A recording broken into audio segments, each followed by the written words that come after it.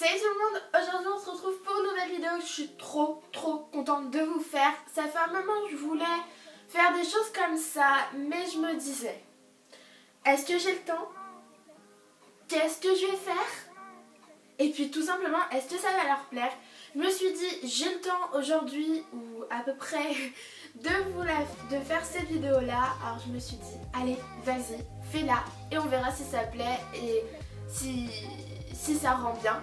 Aujourd'hui on se retrouve pour faire des DIY, peut-être que vous avez compris ou pas.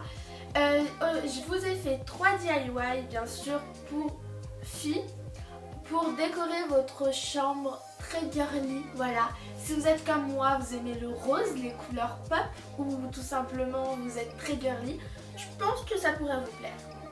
Voilà.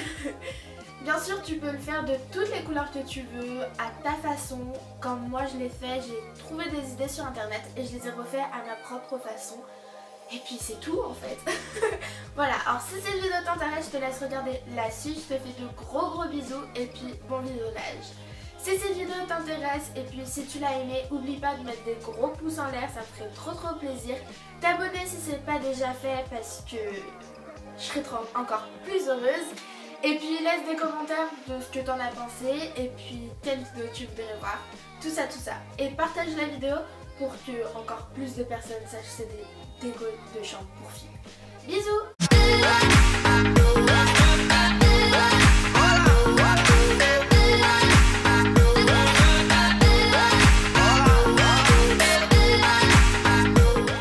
Pour le premier DIY, ça va être en fait un porte-bijoux avec un cactus. On aura besoin de pâte blanche qu'on va venir faire une petite boule et puis aplatir avec les mains et puis avec un rouleau, voilà. On va venir après avec les mains l'allonger un peu pour que ça soit un tout petit peu plus grand.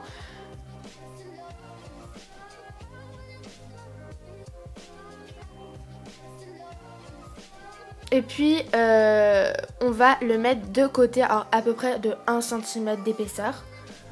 Après on va venir prendre la couleur que vous voulez pour faire le cactus.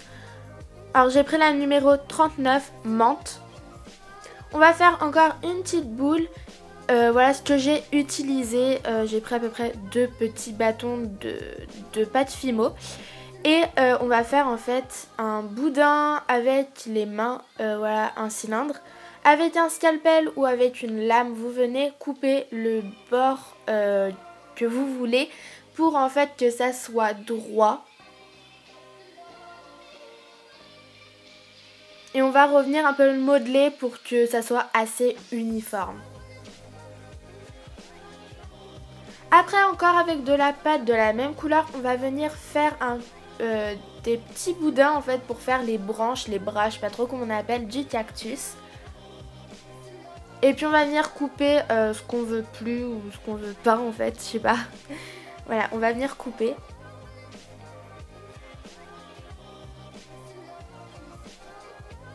Et puis on va venir en fait arrondir les bouts des bras. Oui, je vais appeler ça comme ça, du cactus. On va voir si c'est comment on va faire, trop grand, trop petit, je sais pas, voilà.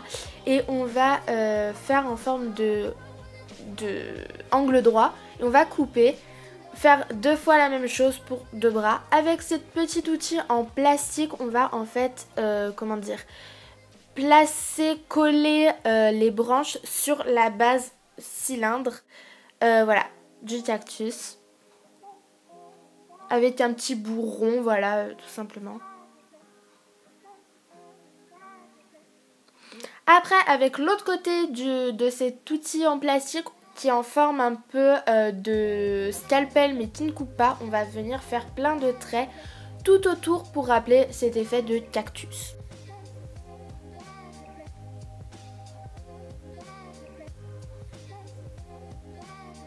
Alors là, on a le petit cactus bleu où j'ai rajouté en fait des petits traits aussi sur le dessus et entre les grands traits. Et là, dans un bol qui peut aller dans le four, j'ai mis la pâte blanche en fait qui va être la base pour qu'elle soit en forme un peu de bol, quoi, un peu ronde.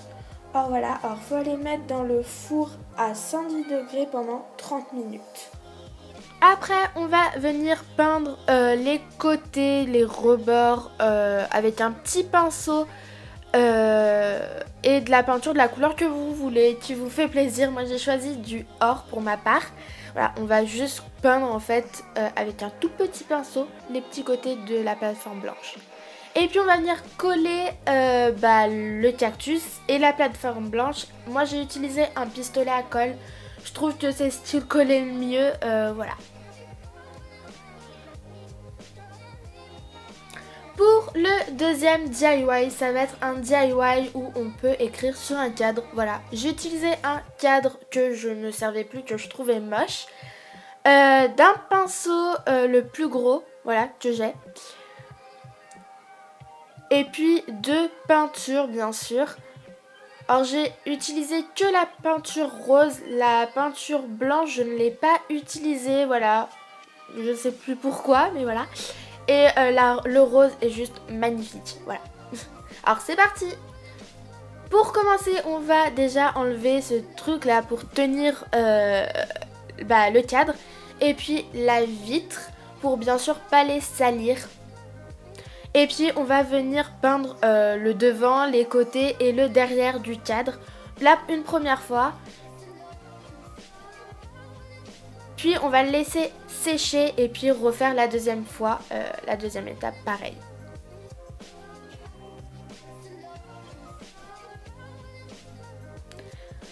Pour le troisième DIY, ça va être en fait un cadre où on va écrire ce qu'on veut dessus. Moi j'ai choisi le mot cute. On aura besoin d'une toile blanche toute propre, toute belle, de peinture, moi j'ai choisi du rose pâle, de washi tape et de pinceau et puis d'un ciseau.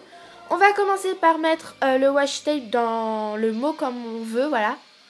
On va venir maintenant prendre la peinture et un pinceau et peindre tout dessus en fait, partout.